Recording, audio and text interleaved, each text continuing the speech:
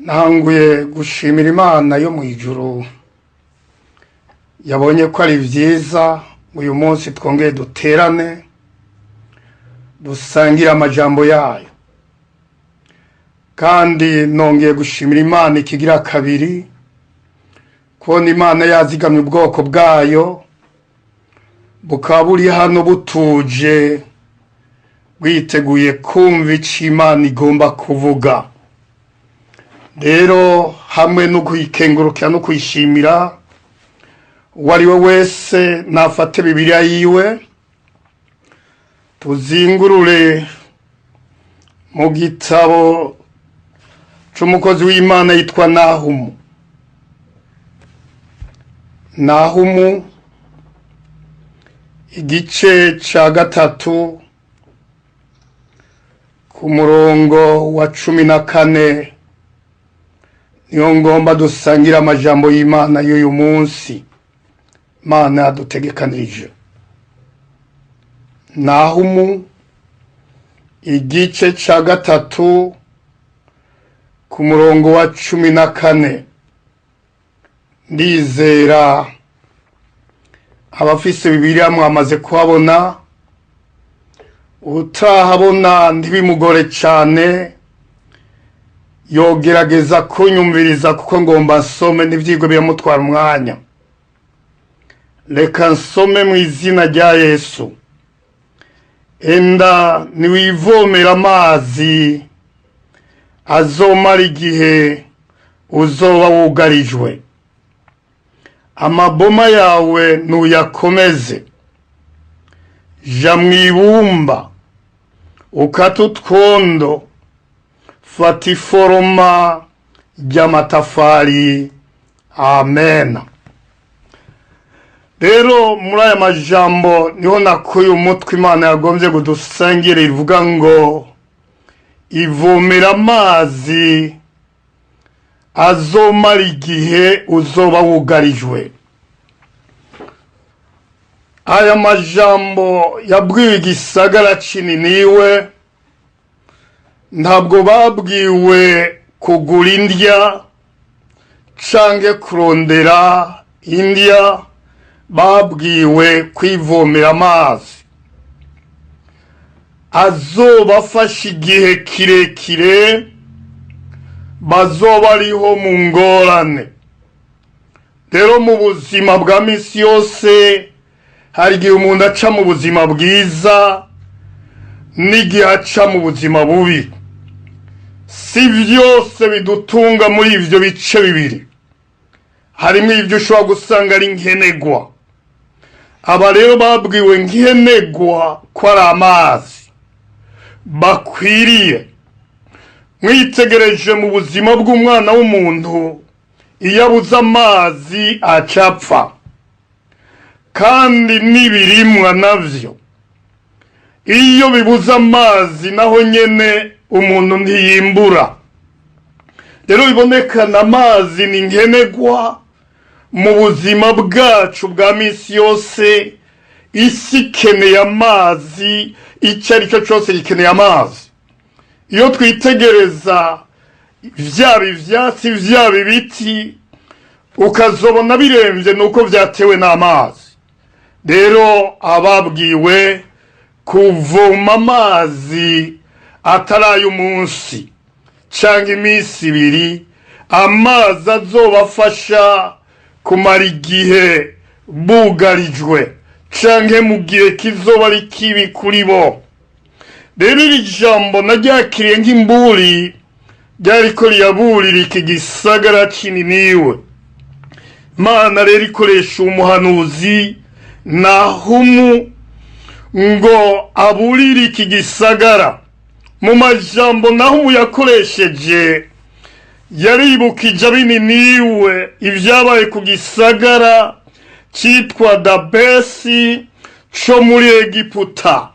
Ico gisagara cari gikingiwe neza kandi cari gifise abagifasha mu rugamba, ariko ico gisagara gifatwa mpiri, abantu baco batwagwa ari nyagano. rero bituma nawe ababurira yitegereje ivy'Imana yariko irayishura igiye kuzokora ico gisagara kugira ngo abo bantu bitegure. Haleluya. Bene data, ntabwo vyari vyoroshe, vyari bikomeye. Ugiye gusoma mw'ico gice nyene ca gatatu ca Nahumu, umurongo w'umunani kugeza kuri 10, ngomba nsome wumvire ingene amajambo y'Imana avuga. Tuza kuguma mw'ico gice, ntabwo tuja mu bindi bice. Havuga ngo, mbega hari ico urusha Noamona? Haba hagati y'inzuzi, amazi akahubakira nk'urugo, kandi ikiyaga kikahindukirira uruzitiro. Isinzi ry'Abanyetiyopiya n'Abanyegiputa nibo bari inkomezi zaho. Abaputi n'Abarubimu bari abatabazi baho, ariko haranyazwe hajanwa rinyagano, n'ibibondo vyaho vyahondaguriwe mu mayira abiri yose, n'abanyacubahiro baho bagabanganishije ubufindo, n'abahambaye baho bababohesheje iminyororo. Amen. Rero aya majambo aratwereka neza ko ivyo twita ko bikomeye y'igihe c'Imana kigeze ko bicika ubusa. Hariho abantu bashobora kwirata ko baba mu bisagara bikomeye, harimo n'abandi birata ko baba mu bihugu bihambaye, mbere kirimwo abahizi, mbere kirimwo ibindi vyinshi umuntu yoshobora kudondora. Ariko twitegereje hano, Ahamoni ariho Tabesi hagize ivyago, mwumvirije ingene Abanyetiyopiya niho bari, Abanyegiputa niho bari, kandi bari bizigiwe ko bazobatabara, ariko ntaco babafashije. Mwabonye imice y'abahambaye y'abakomeye ingene nabonye n'ubwabo vyahindutse ubusa. Nico cari gituma bakwiriye kwivomera amazi. Ariko aya mazi mvuga si ya mazi umuntu yogenda kwivoma akavoma, aho akagenda ku kiyaga ngo avome, canke ku nzuzi. Oya, amazi iki gisagara yuzuye mbere menshi. Ntabwo vyari bimaze ngo Imana yirigwa irababwira kuyavoma ko bari bayasanganywe, ariko harimwo amazi bari bakwiye kuvoma canke bakarondera. Ya amena, ariwe Kristo Yesu. Ndavyibuka Yesu ari kuri ryariba, kuri ca gisima, hamwe yasanga wa Musamariyakazi, aramubwira ati mbasa amazi yo kunywa. Ntabwo yamusavye umutsima, ntabwo yamusavye ibindi, yamusavye amazi. Aramubwira ati yawe waruzi uwo ariwe agusavye amazi ngo umuhe, nawe ari kumusaba amazi y'ubugingo. Ya haleluya. Co gisagara rero cari gikwiriye kwakira Kristo ku mwami wabo, akongera akabacikira iriba ry'amazi, bakaronka amazi y'ubugingo. Iyo umuntu yamaze kuronka ayo mazi atangwa na Yesu, avuye muri Kristo Yesu, maze we ni ibihe bigoye, ibihe bibije, ibihe bigoranye, ibihe vy'ukugarizwa nk'ibi twabonye muri iki gihe, ngira mwarabonye ko bitoroshe, aho twugaranirwa mu mazu, abantu bakaguma mu mazu. Twaho twaranagize na tombora, bamwe bari ukanze gusoma amafu, abandi imiceri, abandi bitari bikeya. Ariko ndavyibuka jewe naragiye mw'isoko kurondera vya bipapuro tumenyereye, bimwe twama dukoresha mu bundi buhinga. Erega narabibuze, ndaja hirya, ndaja hino, ndabibura. Ndavuga nti none hagase bigenda gute? Bagenzi, mwitegereje hariya muri Amerika, ngira mwarumvise inkuru zaho. Amerika yari ihambaye, yari ikomeye. Tugiye muri Esupanya, hariyo na papa, umuntu avugwa azwi neza, ariko naho nyene mwarumvise ivyabaye. Rero ijambo ry'Imana rivuga ngo twivomera amazi azodufasha igihe kimeze nk'iki ca korona. Erega ibihe bigenda bitandukana, umuntu atavomye aya mazi harimwo abagize ibibazo bikomeye. Bamwe barahababuka, abandi biyumviye mbere ngo isi iraheze, abandi biyumvira ibindi. Mwarabonye ko atari bihe vyoroshe kugaranirwa mu nzu, ukagaranirwa hamwe n'uwo mutavugana, uwo mutahuza imvugo, ariko ugasanga muri mu nzu. Yemwe bagenzi, iki gihe ntitwari tukizi ko kizobaho, aho botubwira ngo twinjire mu nzu, ntabwo batubwiye n'ahandi, nta n'ivyo batubwiye twinjirana. Ariko none ibyo byose twabibonye. Rero iki gisagara kiraburirwa ngo ivomera amazi azogufasha igihe uzoba umerewe nabi, igihe uzoba ugiye mu bibazo. Iyo umuntu agiye mu bibazo arakeneye aya mazi, kandi ni nkenerwa.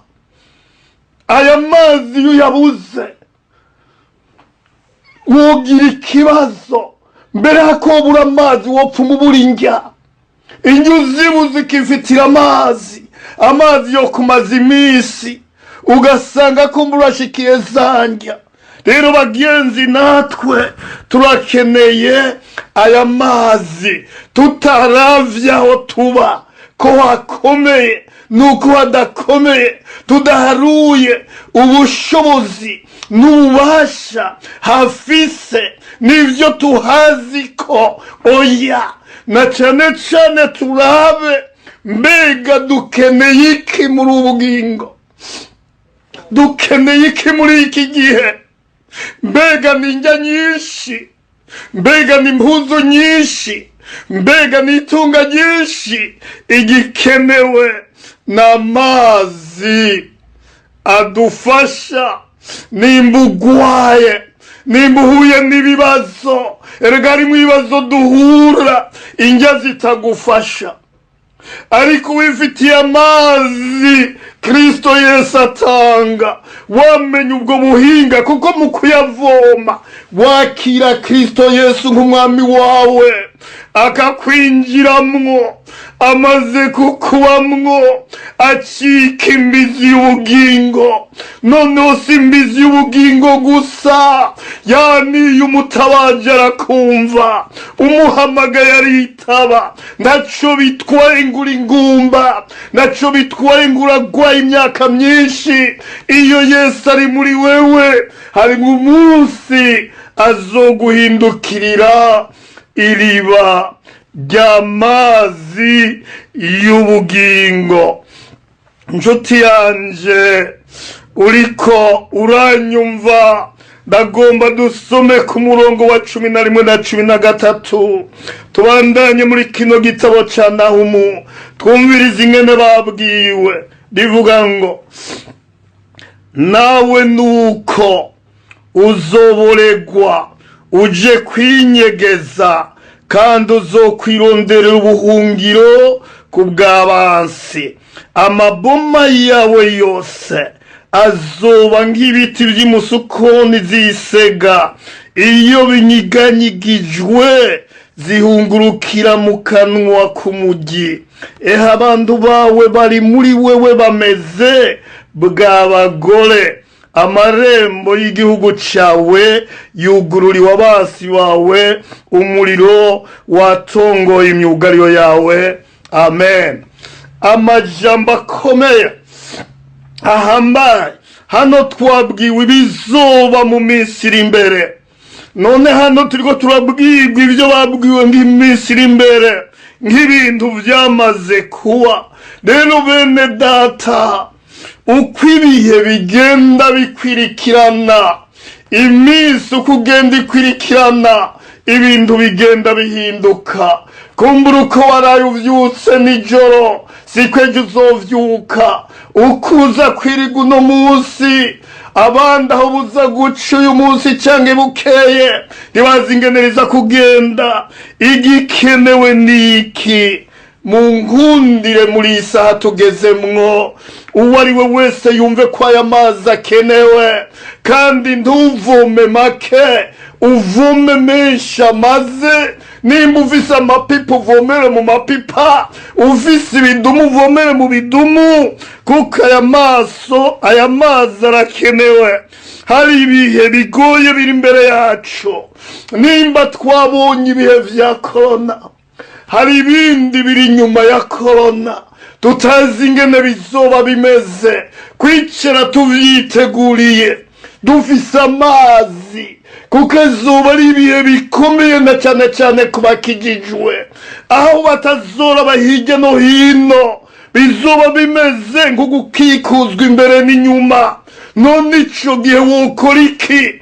Inyuma udashobora kujayo, imbere utajayo nka kumwe wari mu nzu. Nanone nuko batatubwira ngo dushire kw'igufuri, kandi iyo batubwira ngo dushire kw'igufuri hajya twari kuyishirako.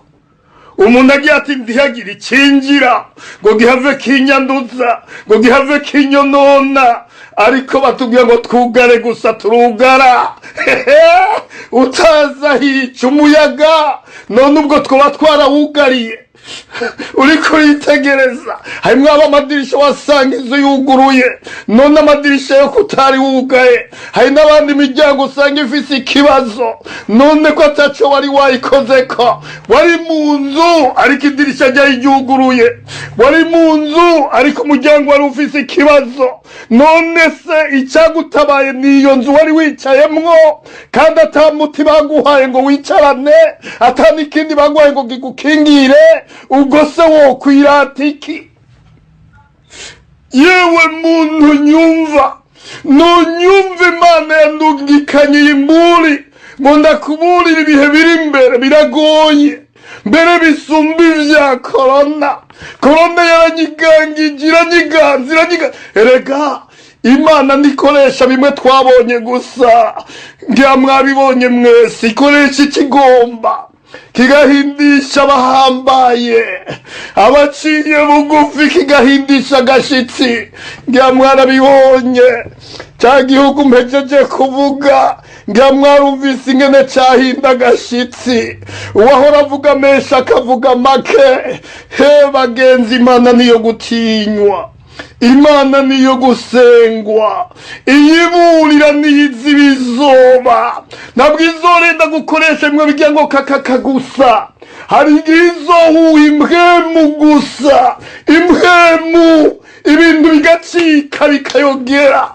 None ico gihe niyahumeka, izo mpwemu uzobura iyo bimeze nk'izi yahushe. Jembere namye ni ikibazo, bava ngo dukarabe kenshi. Nguma niyumvira, none ubwo se aya maboko niyo afise ikibazo? None amaguru yo ubwo si birato ntituvyambara? None ntituzobikura? Ega nibagiye n'ibindi, nkibaza bene aha kuri iyi koti n'iyi shati hano, nkibaza ntibigenda gute? Batubwira kuzibira umunwa n'amazuru, ariko ntibatubwira ivyo tuzibiza amaso. Ibyo byose naravyibagije, ndavuga nta ubwo se none amaso yo. Mw'abantu b'Imana muriko muranyumviriza, ivy'Imana ntibizibigwa, twakingiriwe n'Imana. Nayo ibisigaye kuzibira umunwa wawe no kuzibira amazuru yawe, sivyo bigushikanye uno munsi. Oya, kuko mu maso hari uko. Rero nimwumve neza, Imana nzokwama ndayibuka ndayitinye. Ibura ibihe n'ibihe biri imbere birakomeye, biteye ubwoba, bisumba n'ibi twabonye. Mbere vyo ntibizoba ivyo kugaranirwa mu mazu, ntibizokunda kuko nitwokwigwayo. Hazoba hari ibindi bizwi n'Imana ntazi uno munsi mutombaza. ibimenyetso mwamaze kubibona ni byinshi kandi bigaragaza ko tugeze mu minsi y'imperera.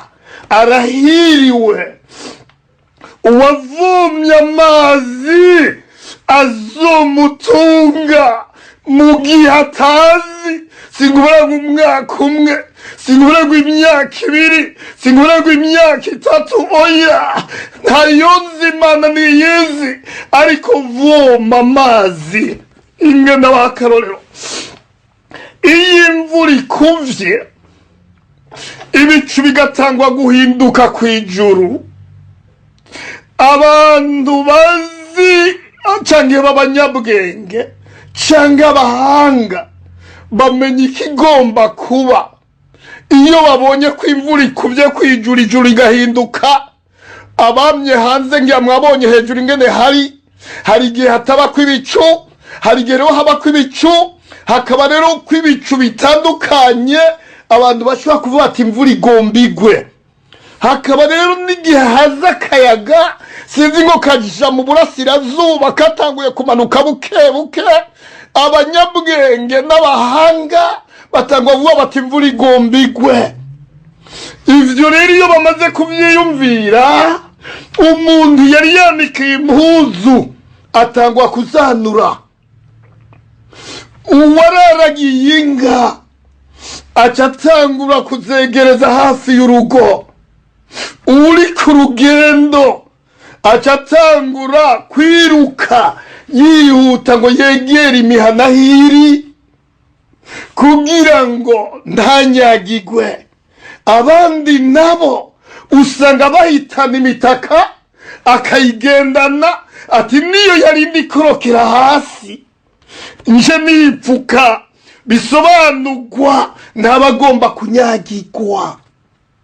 Ibi byose ndondoye vyo kwanura impuzu wazanikiye ubonye ibicu. Ibicu bigutera kwiyumvira ni igiki kigomba kibe. Akayaga kakwereka ni igiki kigomba kibe, n'imvura igomba ibe.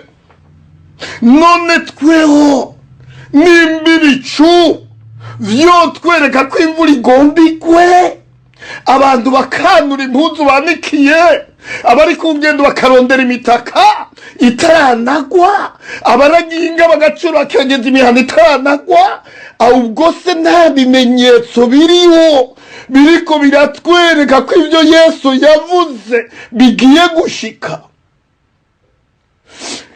Yesu yaravuze ngo ntacyo azokora atiriye akabanga abasavyi bayo. Aha nta kabanga mubona turiko turibigwa, aha navyo turiko turabona vyodutera kwiyumvira na twebwe tuti ivyanditswe bivuga ngo iki, mbega vyatubareye ngo iki. Tumaze kubisoma canke tukiyumvira, uwo ari we wese yomenya ico yokora. Rero ico wokora si ikindi, hakikisha urafise amazi akwiye, kw'imisi ikuze, ibihe bikabirenganye. Hariho n'irindi jambo Yesu yavuze riri muri Matayo 2:5, sinza gusoma, muraza kwisomera mu ngo zanyu uhereye ku murongo wa mbere kugeza kuri 13. Matayo 2:5 guhera ku murongo wa mbere kugeza kuri 13 sinsoma. N'amajambo atwereka neza ku bantu babiri, inkumi 10 zisobanurwa abanyabwenge n'ibijuju. Nibo Yesu yavuze ko abo banyabwenge n'ibijuju, abanyabwenge n'abambere babwiwe ko bakwiriye kwitegurira umukwe kuko bari batumiwe. Bavuga bati umukwe rero ari mu nzira ariko araza, none rero bamaso rero mwitegure muze kumusanganira. Ya hamena hamena hamena rakolirandro shakiraba rokiraba idashandro. Amena. Nimwumve abanyabwenge ico bakoze, baraguza amavuta maze baruzuza itangi z'amavuta yabo, bongera bazana n'ayandi yakiba, bataya niyahera ari mu matara tuzosuka mwaya, bagereranya bati ntavyo tuzi, isaha zirako niyo batwariye, none reka rero tugume twujuje, tugire n'ayandi niyo yaza, ayasigaye tuzoyabika naco bizoba bidutwaye. Bishyiriraho ba bandi bagira akabi bitwa ibijuju, bisukiye amavuta itangi ryuzuye ry'itara, baca baraja ngaho akaguru bashyira ku kandi, bavuga bati nta ngorane turiteguye umugeni ahavaza. Ijambo ry'Imana ritubwira ngo ntawuzi n'isaha zozira, namba ari mw'ijoro, namba ari ku murango, yaba hiriwe n'aba bavomye amazi Kristo Yesu ari muri bo na mpwemu yera. Kwa handi Bibiri tubwira ngo amazi ni mpwemu yera, ibyo abandi bavuga ngo umwuka wera. Ya haleluya, ya haleluya. Abafise Yesu muri bo bagafita n'umwuka wera muri bo, aba barahiriwe. Ya muri ico gihe ngo umukwe arateba, ndiyaza mu gihe bamwiteze, babandi vya bijuju amavuta atangura kugabanuka, amavuta aragenda, umukwe arateba, umukwe arateba. Umukwe amaze guteba, ya babandi hagira amatara bazima, numva zari mw'ijoro, amaduka yugawe, na hamwe bakiko badandaza amavuta. Babandi nabo bari baguze amavuta, maze bafise amavuta ya hakiba, maze ngo bobo bongera bayisukiramwo gatoya yayandi 10, amwe ya babandi batanazimye. Umukwe ati hondi ndashitse. Vya bijuju birakangamuka ngo hinge kumbure, bigiye none bikunda umwijima wabateye. Abanyabwenge baracana, vya bijuju biriruka ngo ese duhese ku mavuta yanyu, twebwe yatuzimanye, nitubona uwo twari twiteze. Ya naho twigishijwe gutanga arimwe ibidatangika, amavuta ntidutanga, amahera noguha, ikoti noguha, n'aya marinete noguha, ariko amavuta singuha. Rakoirandro sharakara boshaka, wewe niwumva amavuta anasegwa, amavuta ararondegwa, kandi uwayaronde ntapfa kuyatanga. Basi uti none vyagenze gute? Babandi 5 b'abanyabwenge barinjira kuko bari bafise amavuta ahagije.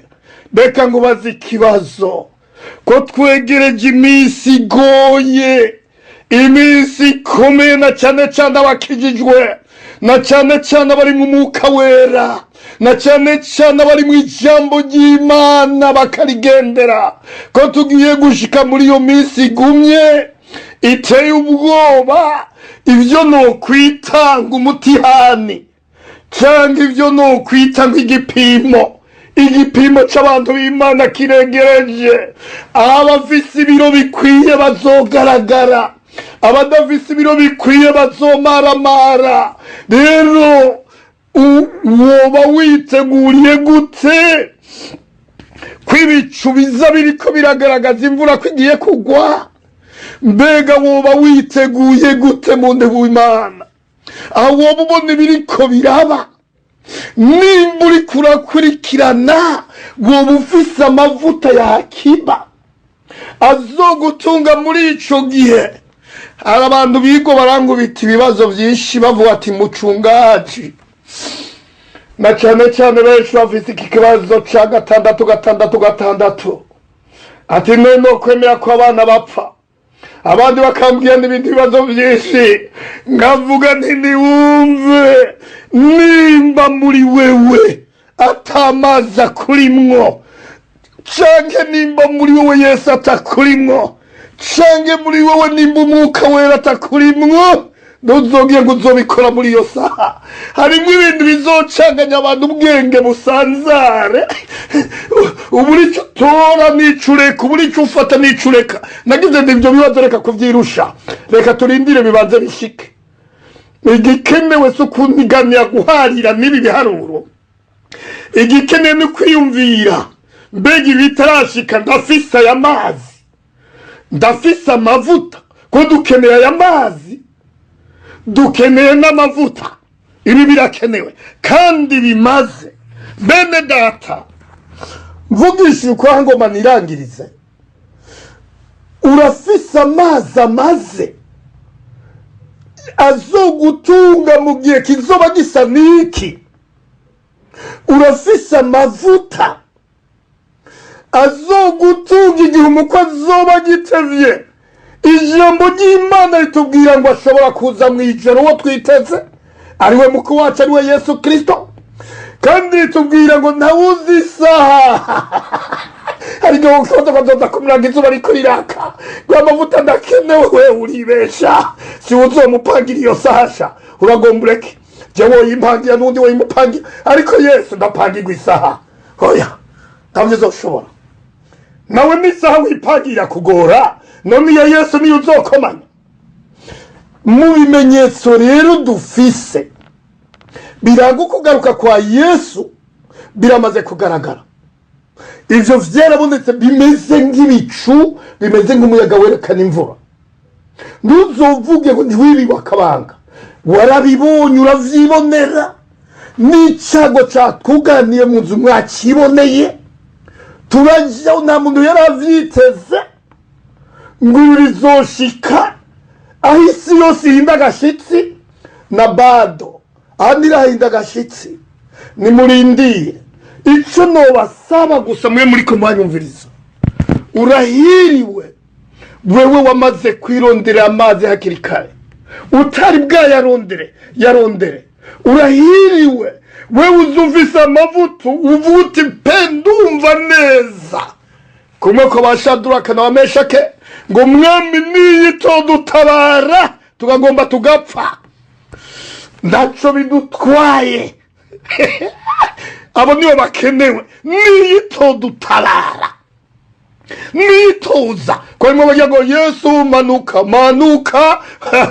Hari igihe atamanukasha. Uvuze ngo manuka manuka, hari igihe atamanuka. None atamanutse, ico gihe atatucasanganywe aho ucujahesha. Bantu b'Imana munyumvirije, Imana ibanzigamire, Imana ibankomereze. Nagomba ndabahishuke ngo aya mazi arakenewe, nimuze tuyavome. Yemwe Imana ndakitayadukoreye kutuzanira mu bihugu bikomeye kandi bihambaye biteye ubwoba, atari byo kwegerwa, ariko byaratunyegeje mu nzu kwe. Hewe byaratunyegeje mu nzu bikomeye. Je nagiye ngo biritega n'abandi bimwe bahura bavuga, nagiye ngo bazoca bagenda barase. None ko batabirashe, korona ko batayirashe. Niba irase, ebasha ndimwirate ivyo. Abari muri Amerika ndimwirate ngo muri mu bihugu bikomeye, n'abari hano ndimwirate. Ndababwije ukuri umunsi Imana yahusha imbwema ikavuga, tuzohinda agashitsi badusubize mu nzu. Mugabo ubu byo mbona si mu nzu. Nuwaba uvuga uti nakaye mucugaje mu nzu nasengeye iminsi myinshi, nahabona ibyiza byinshi sha, nawe ufite ibyo wahungukiye. Bogusubiza harimo ibyo wahombera. Nimba utavomye amazi, udafise amavuta, yarondera hakiri kare. N'aya majambo abanyumvise, Imana ibampezagirire, ibagirire neza kumva ko mwoyavoma mu izina rya Yesu Kristo. Amen. Rero ico nagomba nkore, nagomba mwinginge, ngira mwayibonye ivyabaye hariya Amoni, ariho Tabesi. Mwabonye korona yo yatwegeranije, nimuze basha ugomba amazi muze dusaba amazi n'amavuta, nta bindi dukeneye. Ibiharagi tureke tuza tuyifise mu nzu, amafutu yareke ayo tuza tuyafise, namba tutayafise tuzoyagura.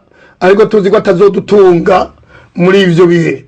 Ivyo bizodufasha kubirya ntidupfe ngo twicwe n'inzara, ariko ibihe ndiko ndababwira, ifu, umuceri n'ibindi umenyereye wewe ntibizogutunga. Nimuze rero abo babifuza ko ndabasengera ngo birongera y'amazi amaze, abipfuze amavuta muduza amaboko hanyuma ndabasengere. Imana ibahezagiye abamaze kuduza amaboko. N'uwundi yumva akeneye kuduza yoduza. Nimba wumva kukijishwe, nimba wumva ko wamenye Imana, wari ukwiye kubisaba hakiri ubunyene, kuko ivyo bihe nivyashika amazi uzoyafise, n'uwo mwuka ndaguhishutse ico genda kizokunyiganza. Uzokumva abandi bari kwarira, uvuga uti shima Mwami, ivyo ugomba nivyo vyiza. Kume kwayo ubu reka sengera abambona badugije amaboko. Ndagukengurukiye Mana nkuru yo mwijuru, ndagushima kuri Imana uvuganye n'ubwoko bwawe kwivomera amazi ibihe bibi bitaraza. Ndagushima ko wama wibira akabanga abasavyi bawe, nk'uko Mwami watweretse imaze kuba, ukaba n'ubu wongeye kwibira abasavyi bawe igikenewe muri ibi bihe. Batari ukubaka amazu, batari gukora ibindi, ari ibihe vyo kwivomera amazi. Aba bantu rero baragomba amazi. Enda nuvyemere ngakoma wayemera wa Musamariyakazi umuhaye amazi igihe kiriya kitaragera, aho umuntu azoba ashitse mu buzinzi nande, aho umuntu azoba ashitse muri yaga nande, muhaye amazi mu mwuka wera muri iki gihe turimwo. Urakoze Mwami kugiye kubikora, kandi urakoze kubibakoreye mu izina rya Yesu Kristo Umwami wacu, amen. Nimba hari abagwaye mwoduza amaboko, n'uwundi afise icyo yifuza, kuko ntabwo Imana yotwibira ngo tuvoma amazi ngo iyaduhe yonge duhe umwuka itwime n'ibindi dukeneye. Umuntu wese ari n'icyo yumva ko akeneye aduza ukuboko ndasenga. Nturinde kukimbwira, ariko kibwire uwo yakwicaritsaho, uwo yatumyumviriza. Imana ibahezagire, mwizere ko Imana ibikora. Mana nkuru, ndongeye kubona n'aba nabo bagwaye, abandi bafise ivyo bakeneye utakoze. Muri korona utakoze, mu minsi bamaze mu nzu utakoze, mu minsi bamaze batuje utakoze. Reka ngwinginge Mwami, aho witeguye gusohora ishengero ryawe urizana ku musozi wawe uhereye ku munsi wa gatatu no ku munsi wa gatanu no ku wa Mungu, nyemerera Mwami abo ku wa gatatu baze bashike ku wa gatatu hari icyo wabakoreye kuva ejo, hari icyo wabakoreye no ku wa kabiri. Ariko singutegetse, ndagusavye nk'umusavyi wawe unoneshe Mwami, nabwo wubaha umwuka wera ngo bahe n'amazi y'ubugingo, ubima ibyo bafasha bakiri muri uyu mubiri. Erega bari mu mubiri barakeneye gukomera, bakuririmbire bakomeye, bagusenge bakomeye, bagukoreye bakomeye, bakomeze. N'abandi nabo bipfuje vyinshi birabana n'uyu mubiri wabasizemwo, ubibakorere uhejeje gukiza abagwaye. Habwa icubahiro Mwami ko wemera uyu munsi ko umunsi wo gushinga intahe ivyo wabakoreye.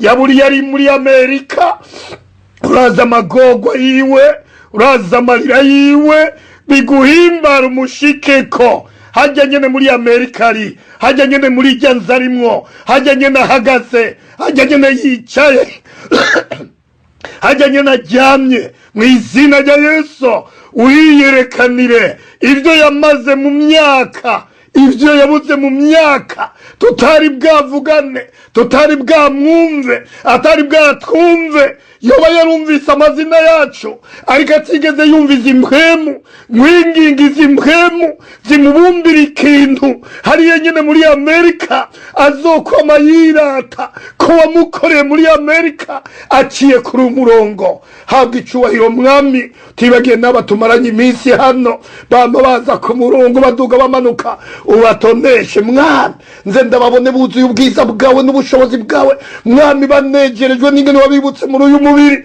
n'ingene wabibutse mu mpwemu. Yabaze baririmbe ku wa gatatu ku wa gatanu bagusenga ko Mungu, baguhesha icubahiro ahera hawe ku karutari bagushimagiza. Bihererwe icubahiro mu izina rya Yesu Kristo, amen. Mani bazigamwe mwebwe mwese.